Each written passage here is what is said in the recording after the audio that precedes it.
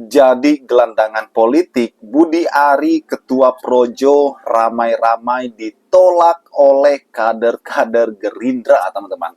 Yuk kita simak videonya. Udah jelas Projo itu pro Jokowi. Kalau Projo nggak pro Jokowi bukan Projo berarti. Projo itu artinya negeri dan rakyat. Jadi Projo itu sendiri artinya adalah negeri dalam bahasa Sanskerta dan dalam bahasa Jawa Kawi itu artinya rakyat. Jadi kaum Projo adalah kaum yang mencintai negara dan rakyat. Manuver mereka ini juga dicurigai sebagai bagian dari skenario besar kuda Troya dan mengamankan impian Jokowi untuk menjadikan pasangan Prabowo Gibran 2 periode. Setelah sebelumnya sejumlah pengurus daerah Partai Gerindra menolak rencana bergabungnya Relawan Projo ke partai mereka, kini giliran sayap mudanya ini yang bernama Tunas Indonesia Raya, singkatannya TIDAR, yang juga bersuara keras menolak Projo dan Budi Ari bergabung ke Gerindra. Ini mulai dari pimpinan pusat sampai ke beberapa daerah menyuarakan hal yang sama.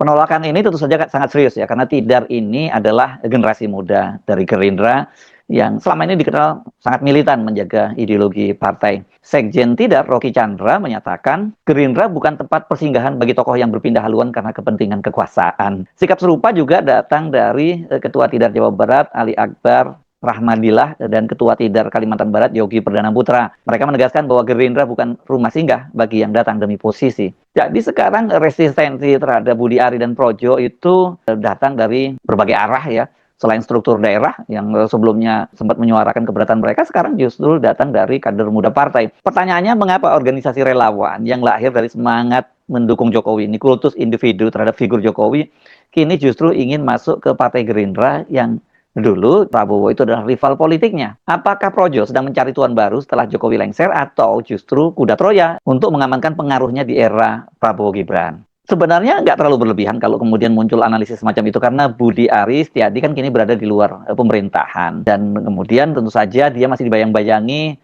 kasus hukum, yakni berkaitan dengan dugaan dia terlibat dalam sebagai mafia melindungi situs judul yang harusnya di take down saat dia masih menjadi Menkominfo di eranya Jokowi, di masa jabatan Jokowi yang kedua. Kan kita tahu pada tanggal 9 September kemarin Presiden Prabowo itu melakukan reshuffle kabinet dan Budi Ari dicopot dari posisi Menteri Koperasi dan UKM. Posisinya digantikan oleh Ferry Yuliantono, kader Gerindra yang sebelumnya menjadi Wakil Menteri Koperasi. Artinya ini dia wakil dari Budi Ari. Pencopotan dari Budi Ari ini banyak dikaitkan dengan bayang-bayang kasus judi online. Kan Budi Ari itu di persidangan disebutkan bahwa dia menerima fee yang paling besar justru dari situs judi online yang dilindungi itu.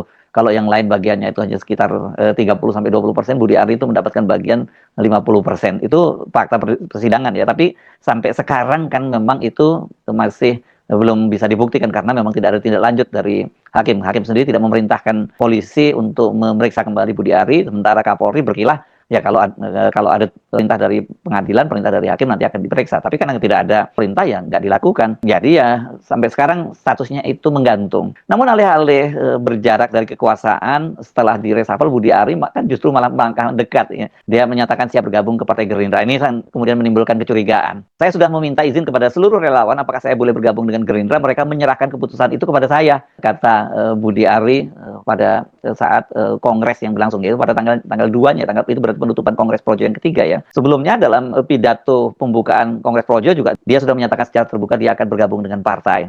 Jadi mohon izin jika suatu saat saya berpartai, teman-teman Projo bisa memahaminya. Nggak usah ditanya lagi partainya apa. Karena apa? Saya mungkin satu-satunya orang yang diminta oleh Presiden langsung di sebuah forum. Namun reaksi keras datang dari dalam internal Gerindra sendiri. Ketua Gerindra Sumatera Utara misalnya Gus Irawan Pasaribu ya, dia menegaskan Gerindra itu dibangun dengan darah dan keringat kader, bukan hasil kompromi politik. Bagi sebagian kader, langkah Budi Ari mendekat ke Gerindra justru ini sebagai langkah yang oportunistik, selain juga mencurigakan gitu ya. Ini bukan langkah ideologis, jadi lebih pada sebuah upaya mencari perlindungan setelah kehilangan jabatan dan akses kekuasaan. Jadi yang nggak salah kalau menimbulkan kesimpulan yang semacam itu, banyak menafsirkan semacam itu. Satu, Budi Ari tentu saja mencari perlindungan. Kedua, dari sisi Projo mereka juga tentu saja mereka mencari koci baru ya setelah Jokowi tidak lagi menjadi presiden. Bagaimana dengan sikap Prabowo sendiri? Di tengah kontroversi tadi, di tengah polemik keinginan dari Budi Ari dan Projo bergabung ke Partai Gerindra, Presiden Prabowo Subianto yang sekaligus Ketua Umum Partai Gerindra justru sampai sekarang belum bersuara. Dan Prabowo juga tidak hadir dalam penutupan Kongres ketiga Projo di Hotel Grand Sahid, Jakarta tanggal 2 November hari Ahad pekan lalu ya itu. Walaupun seperti dikatakan oleh Ketua Umum Projo Budi Ari bahwa Prabowo itu sudah diundang. Kami mengundang Pak Prabowo, tapi beliau belum bisa konfirmasi hadir. Beliau sangat sibuk dengan agenda kenegaraan. Memang pada tanggal 30 itu Prabowo berangkat ke Seoul untuk menghadiri KTT APEC ya, di Korea Selatan ini ya. Tetapi kan dia sudah kembali ke Indonesia pada tanggal 1 November. Ini kalau kita bisa lihat dari tayangan YouTube Sekretariat Presiden tanggal 1 November itu Prabowo itu sudah tiba di Jakarta.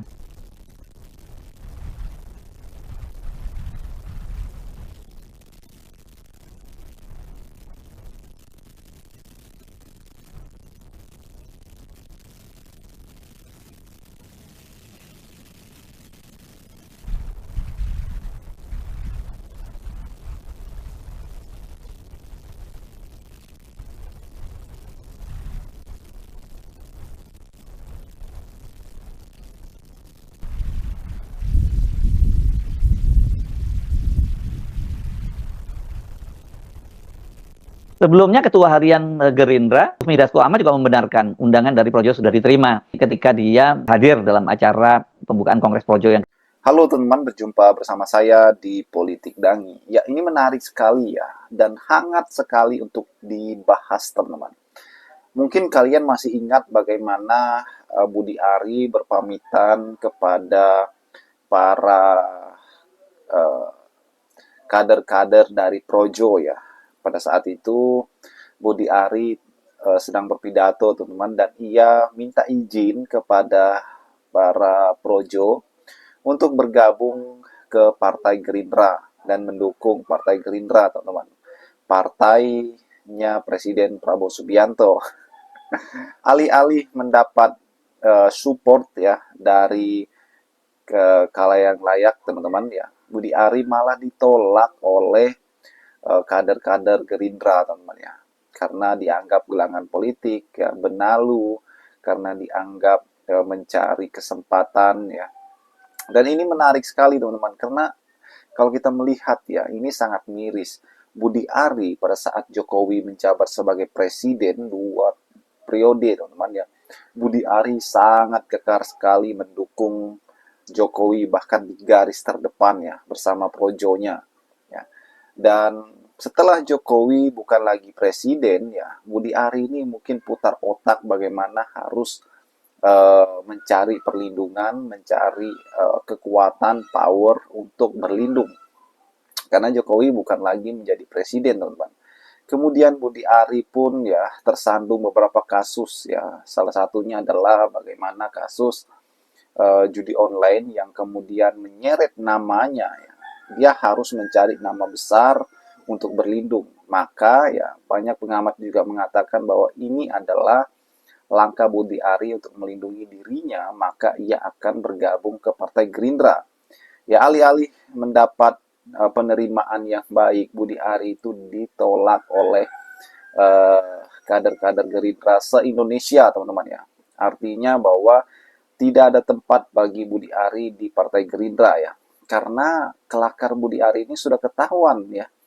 Sangat-sangat mencari perlindungan, mencari keuntungan dari Partai Gerindra ya. Dan ini kan malu sekali teman-teman ya.